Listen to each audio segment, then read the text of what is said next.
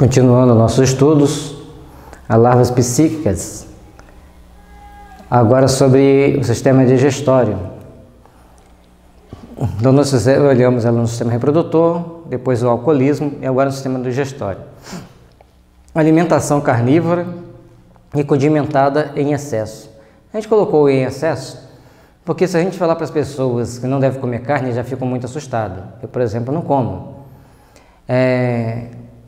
E o condimento a gente deve usar com moderação, porque os condimentos são ervas medicinais. O alho, a cebola, o orégano, a manjerona, o manjericão, todos são ervas medicinais. Eles têm propriedades curativas, propriedades de tratar a pessoa. Então, por terem propriedades curativas, devem ser usados com moderação e sempre trocando. O ideal é que a gente não usasse esses mesmos temperos todos os dias. Fizéssemos aí uma reciclagem, de tempos em tempos trocássemos esses temperos. Então vamos lá no sistema digestório. Conforme a gente já falou sobre o evangelho, homeopatia, as terapias energéticas e naturais, nos vai dar uma saúde, mas nós temos que ter responsabilidade para mantermos essa saúde. Se nós não criarmos sentimento de responsabilidade, fica comprometido uma parte. A condição atual, mais a necessidade atual, nos leva a tomar atitude. E aí nós temos novas condições, novas necessidades e precisamos de tomar novas atitudes. Então em tudo vai ser assim. Em tudo nós vamos ter que ter essa força de termos que tomar uma nova atitude, tomar novas ações. Se nós não fizermos isso, não fizermos dessa forma, tem consequências e vamos arcar com essas consequências. O instrutor colocou-me em seguida ao lado de uma dama simpática e idosa. Após examiná-la, atencioso, acrescentou: repare nesta nossa irmã, é candidata ao desenvolvimento da mediunidade de incorporação. Fraquíssima luz emana de sua organização mental e, desde o primeiro instante, notara-lhe as deformações físicas no estômago, dilatara-se-lhe horrivelmente, e os intestinos pareciam sofrer estranhas alterações. Então imagine, uma pessoa que come muito, dilata o estômago, vai dificultar a digestão, e a gente vai ver o que vai acontecer com isso mais à frente, e o intestino começa a ter estranhas alterações. Os orientais, eles usam muito o jejum e a monodieta como forma de tratamento. E a gente vê que os orientais são muito dedicados, são muito esforçados, e isso faz com que a gente ache que eles são muito inteligentes. E são muito disciplinados, a grande maioria deles são muito disciplinados também na sua alimentação. Eles comem com sabedoria. É lógico que vai ter todas as nuances possíveis, mas a maioria de nós vamos ver nos orientais pessoas mais comedidas, mais disciplinadas. Tudo tem exceção, toda exceção tem regra, toda regra tem exceção, a única que não tem é essa. Então a gente tem que estar sempre atento nesses detalhes. Como nós estamos nos alimentando? Para que nós estamos nos alimentando? De que forma nós estamos nos alimentando?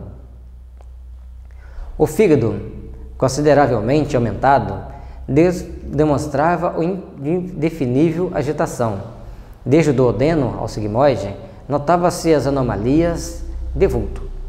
Guardava a ideia de presenciar não o trabalho de um aparelho digestivo usual, e sim um vasto alambique cheio de pastas de carne e caldos gordurosos, cheirando a vinagre de condimentação ativa. Então veja bem, o fígado já estava deformado. Veja, o fígado está comprometido quando o sexo está desregrado, o fígado está comprometido do alcoolismo, e o fígado está comprometido no momento da alimentação. Olha o cuidado que a gente tem que ter com o fígado.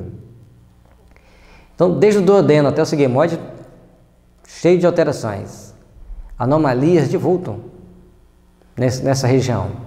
Guardava a ideia de presenciar não o trabalho de um aparelho digestivo usual, mas sim um vasto alambique cheio de pastas de caldo e gordurosos, cheirando a vinagre de condimentação ativa.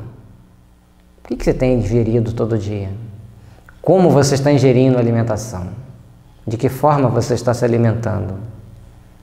Então nós precisamos de aprender a nos alimentar, precisamos aprender a estabelecer uma norma, um padrão, de ação para que a gente tenha melhor condições de estarmos nos alimentando melhor, porque alimentar bem não é comer muito, e nem é muito menos misturar muita coisa. Segundo a medicina ayurvédica, que é uma técnica milenar de alimentação indiana, nós devemos comer no máximo 3 variedades por refeição. Então aquele negócio de colocar, você colocou uma salada, tem 4, 5 ingredientes na salada, você já está se intoxicando. Então você tem que comer com moderação. Não é fazer um monte de mistura que você vai se alimentar bem.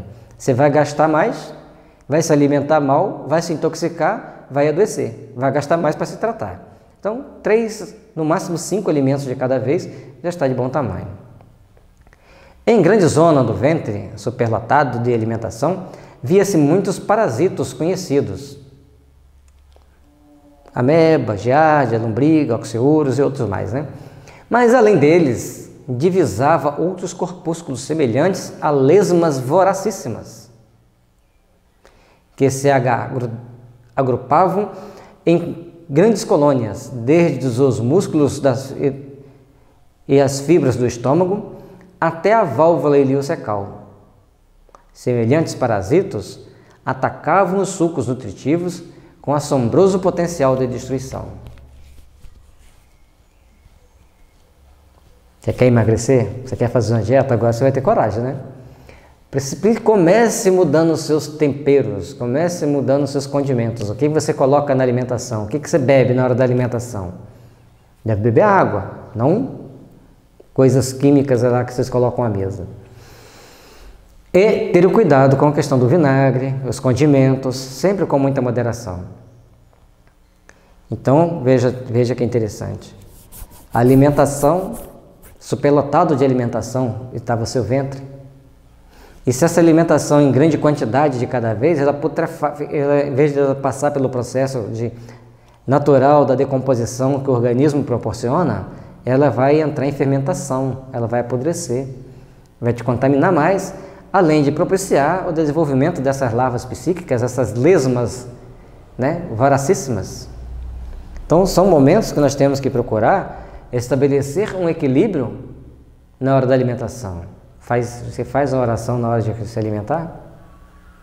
A oração é um alimento da alma, importante para que a gente tenha condições de ter melhor saúde.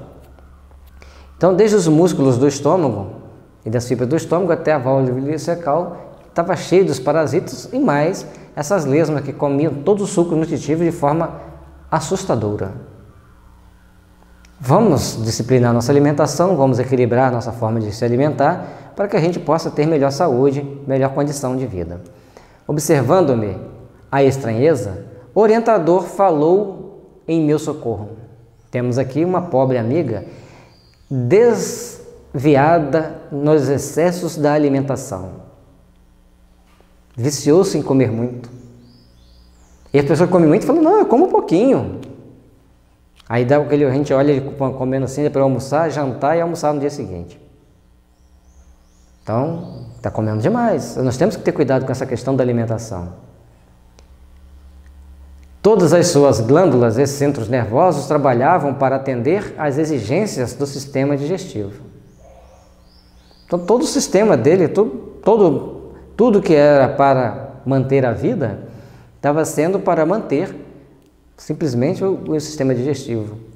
As energias dele estavam todas sendo consumidas para digerir o alimento, para eliminar aquele alimento e se proteger das intoxicações daquele alimento. Olha como que é complexo. Não é que você não está comendo para sobreviver, você está comendo para se intoxicar. Vamos repensar nessa questão da alimentação. Procure um bom nutricionista, leia um bom livro. O Márcio Bom Tempo tem um livro que chama Medicina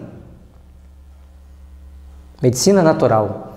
Muito interessante, bem fácil da gente entender, é grossão, mas a gente tem uma série de ideias ali para a gente fazer uma alimentação melhor, para a gente se instruir, para que a gente se instruindo, os espíritos possam nos intuir, que eles vão nos intuir de acordo com aquilo que a gente tem de conhecimento. Vamos alimentar melhor, com mais qualidade e menos quantidade, tanto quantidade física como quantidade de variedade por cada refeição. Uma folha, um tomate, se hoje tem tomate, amanhã tem pimentão, depois tem jiló, depois berinjela. Você fazendo um ciclo, você está se alimentando bem, não vai ficar caro para você e você vai ter boa saúde. Não comer muita carne, vai reduzindo a quantidade de carne. Não ponha vinagre na comida para se alimentar, vinagre é para lavar o alimento, não para comer. Mas ok, lá vamos lá. Descuidada de si mesma, caiu na glutonaria crassa, tornando-se presa de seres de baixa condição. Comer demais, você está tendo a companhia de espíritos que gostam de comer demais. Eles nem sabem que são espíritos ainda. Eles querem comida. Aí você olha assim, nossa, eu tenho que comer esse salgado. Ah, se eu não comer, eu vou ficar com vontade, eu vou aguar. Não é você que está aguando, não, é o espírito, você tem que ter razão. Você tem que saber, não, isso eu não vou comer para quê? Por que eu tenho que comer mais? Para que eu vou comer mais? Nós temos que comer com moderação. Nós temos que comer com educação. Não podemos sair comendo desesperadamente. Então, o alimento é para manter a vida, não para destruir a vida. E quem cai na glutonaria crassa acaba destruindo a vida. E muitas vezes as mães come criança, come filho, come filha, come. E a criança, ela comeu aquilo que ela queria comer. Aí fica lá insistindo, come. Aí dá suplementos, dá isso, dá aquilo, vitaminas. Aí a criança começa a comer demais. Aí chega na adolescência e fala assim, está ficando gordinho. Até os 9 anos, olha que bonitinha, gordinha. A maioria das pessoas, principalmente os mais antigos, é assim. Chegou aos 12 anos, nossa, você está ficando gorda. Aí a criança começa a entrar em desespero, que está ficando gorda, não consegue fazer uma boa dieta, não consegue se alimentar bem e entra num processo de autoadoecimento, de autointoxicação. A própria pessoa entra nesse processo de autoeducação, de autodeseducação, porque ele desespera e o desespero não é um bom conselheiro. Então, vamos comer com moderação desde agora. E outro detalhe, mastigar bem a comida, pelo menos no mínimo 10 vezes. O ideal é mastigar 20 vezes o alimento, que ele já chega bem digerido. Eu trabalhava numa empresa que tinha muitas pessoas na hora da refeição, aí eu ia lá para o refeitório e ficava observando. As pessoas mais cheinhas, mais gordinhas, botavam comida no prato, às vezes não era muito, mas engolia aquela comida. E os magrinhos, eles botavam às vezes um pratão de comida e era o último a sair do refeitório. Ia comendo vagarosamente, saboreando a comida. Então, mastigar bem ajuda a não engordar. E por que conservar-se em silêncio, incapacitado de argumentar, ante ensinamentos tão novos? O instrutor considerou. Diante daquilo ali, você está tendo as instruções, está tendo a informação teórica, e o fato está na sua frente, você vai falar o quê? Fica ali olhando, né? Ou no máximo você pode fazer uma pergunta para obter mais informações sobre a situação. Perante esses quadros, pode você avaliar a extensão das necessidades educativas na esfera da crosta. A mente encarnada engalanou-se com valores intelectuais e fez o culto da razão pura, esquecendo-se de que a razão humana precisa da luz divina. O homem comum percebe muito pouco e sente muito menos. Engalanar-se quer dizer adornar, envaidecer-se, né? Certa vez eu vi uma matéria de um jogador de futebol que foi jogar na França e a filha dele foi matriculada num colégio público. Se não me engano, na época não tinha colégio particular como ele queria que era aqui no Brasil. Para surpresa dele, a menina levou o lanche e voltou com o lanche na bolsa e mais um bilhete. Aqui na escola nós temos nutricionista e alimentação é aquilo que ela precisa. A segunda surpresa, que a menina ficou com fome, porque ela não estava acostumada a comer daquele jeito. E aí ele foi para estudar aqui na escola, vai seguir as regras da escola, ela vai ter que aprender a comer aquilo que ela precisa. Deram uma pequena flexibilizada no início, mas depois era aquilo que eles davam, né? Certamente que isso seria a condição ideal. Imagine nossas escolas com ali um nutricionista, mais alguém para fazer os exames das crianças, para ver o que eles estão precisando, e alimentação padrão para todos eles. Não teríamos ninguém obeso, ninguém esquálido. E, segundo algumas matérias que a gente já leu, o povo francês é o povo mais saudável da Europa.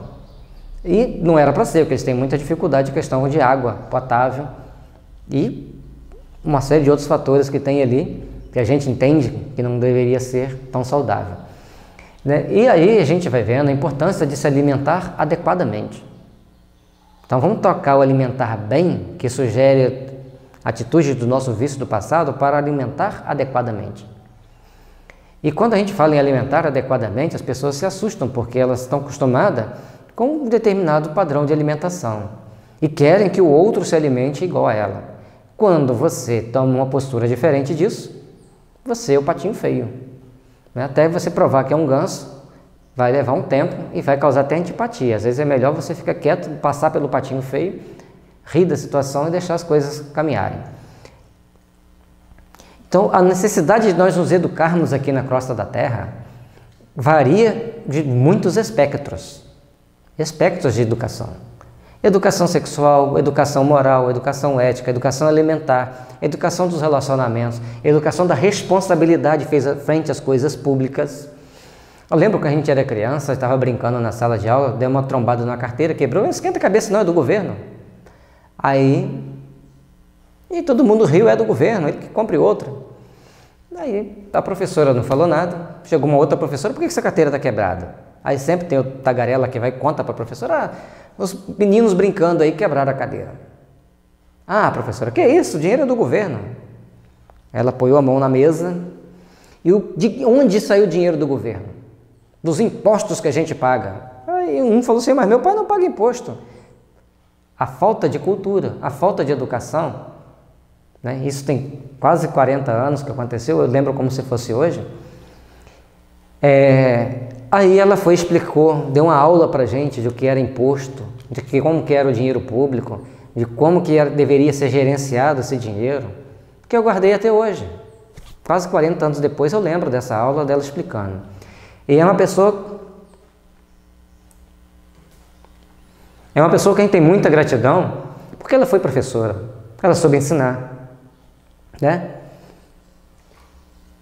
Ela soube, além de ensinar, ela soube principalmente educar, porque aquele grupo ali nunca mais trombou em carteira para quebrar. Isso aí vocês podem ter certeza. Então a responsabilidade dos professores é muito grande. Fugiu um pouquinho do assunto, mas é importante a gente terminar. A responsabilidade dos professores é muito grande, que eles estão lidando com crianças, formando opiniões que serão adultos amanhã, né, e guardarão para sempre aquelas informações recebidas. Então chega de falar que os políticos são isso, são aquilo, procura ver as qualidades, quantos políticos estão lá cheios de virtudes, de qualidades, tentando fazer o melhor. Aí as pessoas se pegam em um ou dois que tentam fazer coisa ruim e saem falando aquilo ali como se todos fossem iguais a eles. Isso cria uma atmosfera, uma psicosfera ruim para o país inteiro, para os políticos todos. E quem vai entrar lá já entra com qual ideia? Com aquelas ideias ruins na cabeça. Quem é o culpado? O povo todo, que fica plasmando. Vamos plasmar coisas boas. É um processo também de educação. E a gente buscar os valores intelectuais com a razão é uma coisa, mas a razão tem que ter a luz divina. Portanto, o David Bohm, que é considerado o físico, o maior físico do momento, ele coloca no seu livro Totalidade e a Ordem Implicada, no último capítulo, que sem o homem entender que existe a consciência, sem entender como funciona a consciência, ele não vai sair de onde chegou. Ele vai ficar parado ali. E outra situação interessante, eu vi também no YouTube, aí já é no YouTube, já não é no livro, uma palestra em que um grupo de profissionais, de estudantes de Harvard, chegaram à conclusão que o processo evolutivo humano se deu não pelo processo biológico natural. O espírito tinha necessidade, desencarnava, reencarnava com aquela necessidade e ia imprimindo no corpo aquela necessidade. Então, sem a reencarnação, nós não estaríamos muito diferentes dos homens primatas. Mas a reencarnação, o processo educativo da alma e a necessidade ampliada dessa alma ao reencarnar, que induzia em si mesma os processos evolutivos. E aí ele não tem, talvez, a outra informação que a gente viu lá nos bióforos, que é como quando vem o espírito, os mentores, os espíritos construtores, os magnetizadores siderais, para imprimir e dar mais força àquelas qualidades evolutivas que aquele ser reencarnante precisa. Então é importante nós entendermos isso, certo? As qualidades no físico são desenvolvidas pela mente. E aí, se você quiser alterar o físico, você tem que melhorar o padrão mental. Se você fugir das leis divinas, você se adoece e se autodestrói. É bom entender isso, porque uma vez vi uma matéria dizendo que na Noruega não tinha pessoas doentes, que o sistema de saúde era muito bom. Lá não tinha doentes. Falei, que ótimo, na matéria que eu estava lendo.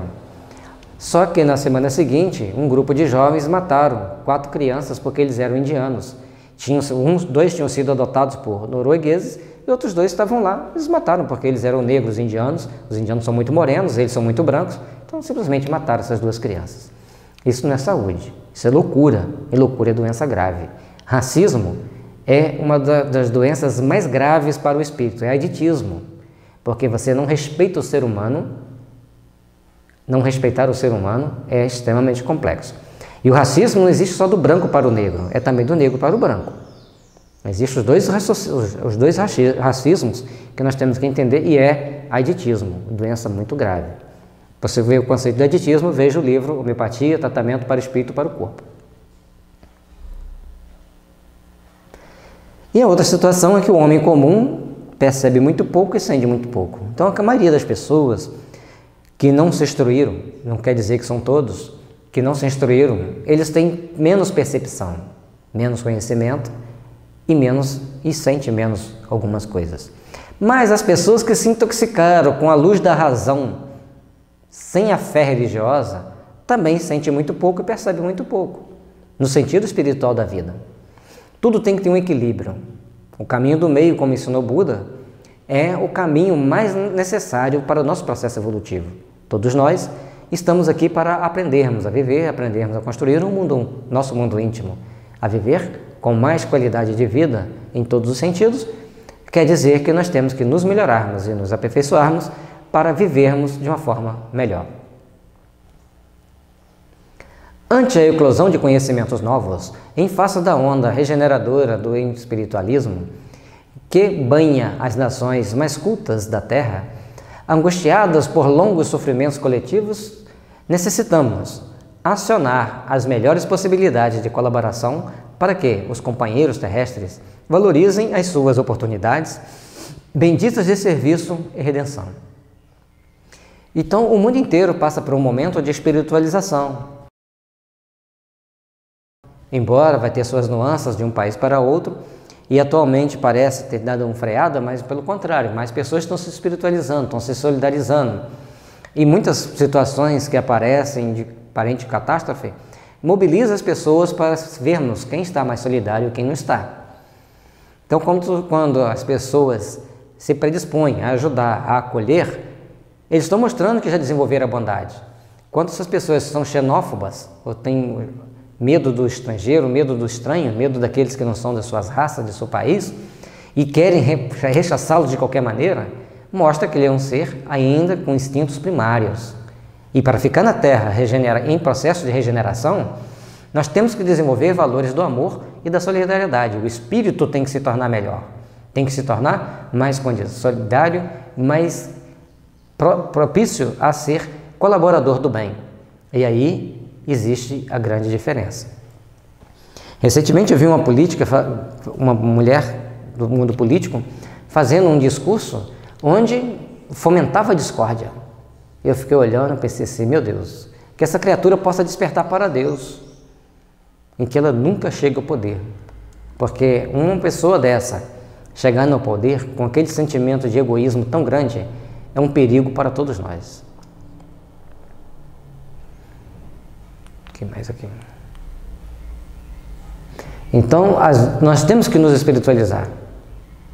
Esses longos sofrimentos coletivos que assolam a humanidade, parece que as pessoas sentiram saudade quando estavam entrando num processo de desenvolvimento, de equilíbrio na Terra.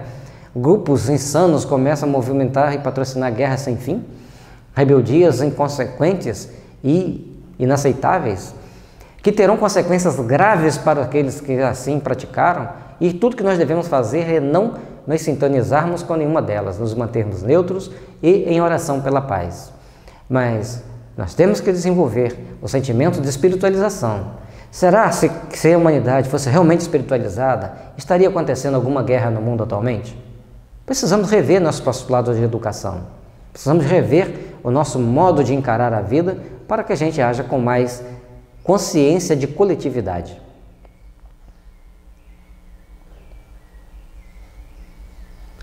E aí nós temos que valorizar as nossas oportunidades benditas de estarmos aqui na Terra. A sabedoria do André Luiz é tão grande que em cada 3, 4 palavras a gente tem que fazer um comentário. E se a gente passar direto, a gente esquece coisas importantes. Então essas oportunidades de aproveitarmos bem a nossa encarnação, de fazermos o melhor por nós mesmos, é de extrema importância para o nosso processo evolutivo. É de extrema importância para a estabilização de nós mesmos, dos nossos sentimentos, e para que a gente tenha melhores condições de estarmos no futuro em condições de ajudar mais, que cada um colabora na medida de suas forças. Não adianta a gente querer transformar todo mundo no bem de uma hora para outra, porque as pessoas não irão conseguir. Cada um tem um momento que ele vai ter que parar para refletir, para ver o que ele pode e o que ele não pode fazer e de que forma ele age no mundo para enfrentar as adversidades, para enfrentar as situações que estão diante dele. Compreendi que Alexandre se referia veladamente ao grande movimento espiritista em virtude de nos encontrarmos nas tarefas de uma casa doutrinária, e não me enganava porque o bondoso mentor continuou a dizer gravemente. Então é importante a gente valorizar a espiritualização da humanidade. Muitas das vezes você que vai estar nos ouvindo, talvez pela indicação de um amigo, ou por ter chegado, ou pela curiosidade ao buscar termos semelhantes, vai pensar assim, mas movimento espiritista? Nós temos que espiritualizar a humanidade. Nós temos que dar à humanidade uma consciência de espiritualização, a consciência de si mesmo. Porque, mas eu não acredito que existe a vida futura. E se existir? Como que você vai ficar? Você fez o bem? E como fazer o bem? Você deixa um legado para seus descendentes? Procure fazer o bem, porque se não existir a vida futura, você fez o bem. Deixou para os seus descendentes, criou condições melhores de vida para ele. E se existir a vida futura, você já chegou lá com a consciência do bem para melhor servir e melhor ajudar a humanidade a se ajudar. Então, fazer o bem é o grande caminho para o nosso processo evolutivo, é o grande caminho para a nossa melhoria íntima e o nosso fortalecimento íntimo. O Espiritismo cristão é a revivescência do Evangelho de Nosso Senhor Jesus Cristo. Então, muitas das vezes a gente vê as pessoas criticando o Evangelho segundo o Espiritismo, criticando o Espiritismo, mas ele não para pensar e nem para se instruir, nem para saber o que é o Evangelho segundo o Espiritismo. E aí, ele, logicamente, vai ficar perdido. Então, o Espiritismo ele vem para nos ensinar a reviver o Evangelho. Você está querendo comprar uma roupa nova e por isso deixou de doar uma cesta básica? Ou você comprou a cesta básica e protelou a sua roupa nova? Mas espera aí, eu tenho o direito de comprar uma roupa nova, mas tenho o dever de ajudar a quem tem fome. Vamos nos educar, porque reviver o Evangelho é buscar fazer o bem ao outro antes de fazer algum regalo a você mesmo. E a mediunidade constitui o seu fundamento vivo, constitui um de seus fundamentos vivos. Então, o cristianismo renascente, a mediunidade era natural entre aquelas pessoas. A gente vai ver no Atos dos Apóstolos vários relatos dos apóstolos tendo visões, mediunidade. E hoje a mediunidade faz parte do processo educativo da alma e curativo de outras pessoas. E quantos médiuns estão aí sofrendo e se entupindo de todo quanto é tipo de droga, lícita ou ilícita, para tentar sair da mediunidade, tentar se livrar dela, e cada vez ele fica mais médium. Porque nada vai suprimir uma mediunidade. Você vai suprimi-la por 1 ou 2 dias, por uma semana, por um mês, acabou o efeito daquela droga, você vai voltar a tê-la de novo. Então você tem que educar a mediunidade, entendê-la, fazê-la eclodir de forma segura, sensata e voltando para o bem e para a caridade, para o amor e principalmente para o entendimento das responsabilidades frente à vida que nós temos aqui na Terra. Todas as criaturas a possuem, porquanto significa percepção espiritual. Então, à medida que você tem qualquer nível de percepção espiritual, qualquer nível de intuição, mesmo esporadicamente você tem mediunidade, ela só não é ostensiva. E no livro Medicina Vibracional, não é um livro espírita, ele relata que as pessoas a cada 20 minutos têm que ter um pulso de comunicação superior. Você tem que pensar uma coisa boa a cada 20 minutos, senão você se torna uma pessoa perigosa. Que deve ser incentivada em nós mesmos. Então nós devemos nos exercitar a termos percepção espiritual, seja pela meditação, pela oração, pela reflexão. Não bastará, entretanto, perceber. É interessante essa questão de incentivada em nós mesmos. Em 89, 93, se não me engano foi em 95, uma tia-avó desencarnou, 95 ou 96, e eu estava em casa. Ela chegou e começou a ditar uma mensagem para mim. Nessa época, minha mediunidade estava toda desregulada, mas eu escrevi, ela pediu para eu mandar para os filhos dela. Eu não entendi direito, na época não tinha internet, nem telefone eu tinha, era por carta. Aí eu guardei até que eu tirei uma cópia e mandei para minha prima. E ela me respondeu em lágrimas que aquela carta deveria ter chegado exatamente na data que ela passou, porque era o momento que eles estavam vivendo um certo conflito. E ela mostrava ali uma solução para aquele conflito.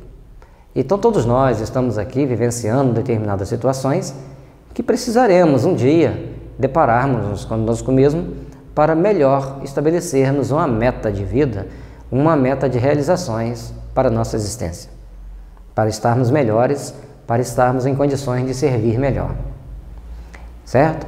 E um dos fatores que ela colocava nessa comunicação, aliás, posteriormente ela trouxe uma outra mensagem, uma outra comunicação. Ela dizia que estava trabalhando na equipe de um espírito muito conhecido no meio espírita. Eu falei, mas a senhora era católica, não gostava muito de ouvir sobre o espiritismo, sempre afirmava ser católica, apostólica. Aí ela disse o seguinte, eu dizia, mas quando as minhas filhas me traziam, me comentavam comigo sobre as palestras que elas assistiam no centro espírita, eu sentava na minha cadeira e ficava refletindo. Nessas reflexões eu pensava nas posições, naquilo que poderia existir no mundo espiritual. E se for verdade? E se não for verdade? E com isso, ao chegar no mundo dos espíritos, eu me deparei em um convento, fui conversar com a freira e ela falou para eu conversar com a outra, falou, já entendeu isso? Volta lá e conversa com seu sobrinho fulano de tal, que ele vai te esclarecer o que está acontecendo. Eu falei, olha que interessante. Tudo nessa vida nós temos níveis de informações e de instrução. O espírito, ao chegar no mundo espiritual, ele é aquilo que ele era aqui na Terra. E vai ser fruto das suas reflexões, das suas intuições e das suas ações. E a partir disso que ele vai ter uma melhor condição ou pior condição no mundo espiritual. Portanto, entretanto, não bastará simplesmente perceber. É imprescindível santificar essa faculdade, convertendo-a no ministério ativo do bem. Cada um com seus compromissos, com as suas responsabilidades, em fazer o bem, incondicional. Por isso que a gente fala, a gente está só sugerindo, mas é bom termos a consciência e a responsabilidade de que devemos fazer o melhor por nós mesmos, fazer o melhor pela nossa sociedade. Então, educar a mediunidade no trabalho do bem. A maioria dos candidatos ao desenvolvimento dessa natureza, contudo, não se dispõem aos serviços disciplinares de limpeza do vaso receptivo.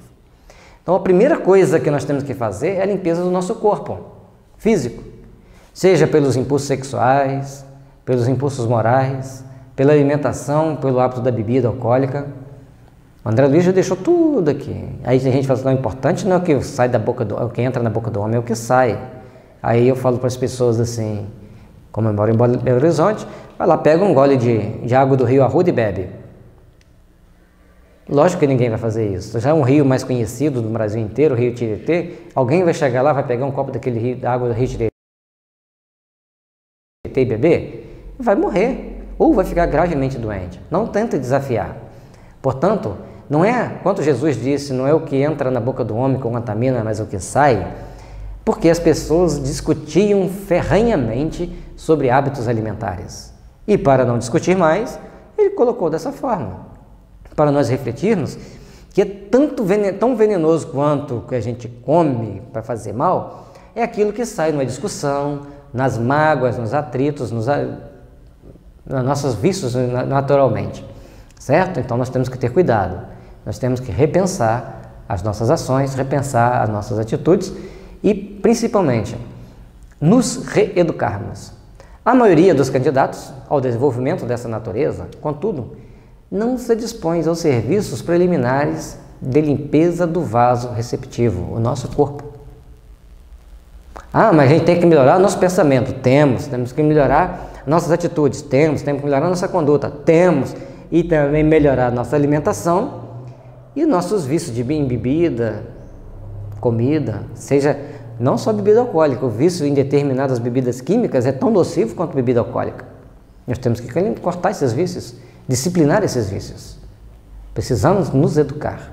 É essa a proposta que o André Luiz nos traz. Dividem inexoravelmente a matéria do espírito, localizando-os em corpos opostos.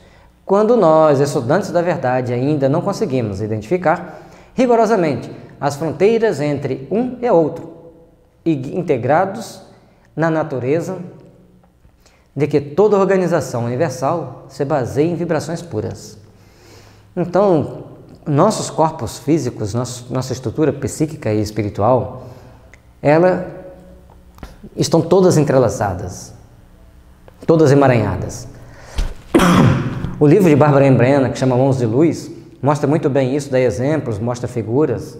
A gente já postou, quando a gente foi fazer o capítulo 1 do livro dos médiuns, a gente colocou as gravuras ali, fizemos a explicação. Então é importante a gente entender que os nossos corpos sutis, comumente chamado no meio espírita de perispírito, ele é composto de 7 corpos de energias que se interagem mutuamente. Se eles saírem do processo harmônico de interação, começa a desenvolver processos de adoecimentos. E outro detalhe, não tem como limitar onde começa a influência espiritual e onde começa a influência física. Conforme a gente pode ver no estudo que nós fizemos sobre os bióforos, que o corpo físico e o corpo espiritual perispiritual, são entrelaçados pelo interface chamado bióforo, que é uma célula meio física, meio psíquica. E esses bióforos serão responsáveis por imprimir em nossos cromossomos as boas vibrações ou as más vibrações. As más nos adoecem e as boas nos tratam. Então precisamos aprender a nos tratarmos e a nos alimentarmos melhor para vivermos melhor. Lembrando que Hahnemann ele colocou bem claro que a nossa energia vital ela é burra. Na maioria das vezes ela destrói o próprio corpo. É aquela culpa que a gente carrega de destruição. Então precisamos de um comando externo para reequilibrarmos. Portanto, o estímulo externo deve ser correto, coerente com a nossa necessidade. Lembrando mais uma vez, o parágrafo 212 do Organon nos diz que, para que o remédio tenha o seu poder curativo ativo, ele deve ser indicado de acordo com os sintomas mentais e emocionais, ou seja, os sintomas psíquicos. Inegavelmente, então tudo no mundo são vibrações e quanto mais sutil seja essa vibração, melhor nós vamos ter de percepção do mundo psíquico, melhor nós vamos ter de percepção do mundo espiritual.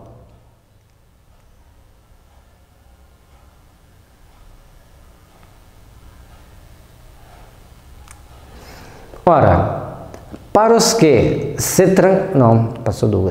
inegavelmente, meu amigo, e sorriu, não desejamos transformar o mundo em cemitério de tristeza e desolação. atender à santificação da missão do sexo no seu plano respeitável, usar o aperitivo comum, fazer a boa refeição, de modo algum, significa desvios espirituais. No entanto, os excessos representam desperdícios lamentáveis de força, os quais retêm a alma nos círculos inferiores. Então, abuso da energia sexual, abuso dos aperitivos, abuso da alimentação, nos retém nos mundos inferiores, no plano espiritual. Portanto, nós temos que sutilizar, equilibrar, educar. O ser humano precisa, urgente, aprender a se educar, se estabelecer como ser inteligente, racional, educado, disciplinado, voltado ao bem e a fazer o melhor possível para que o melhor esteja ao seu redor. Depende de nós estabelecermos esses parâmetros de melhoria íntima. Ora, para os que se trancafiam nos cárceres da sombra, não é fácil desenvolver percepções avançadas.